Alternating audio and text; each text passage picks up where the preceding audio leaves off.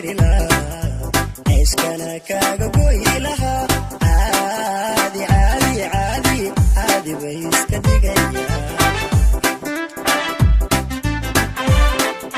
وعبارة خالص وجعل عيبوبي عادي bay iska dhigayaan waa cibaaro khaalis wajacayl ceeboobe caadi bay iska dhigayaan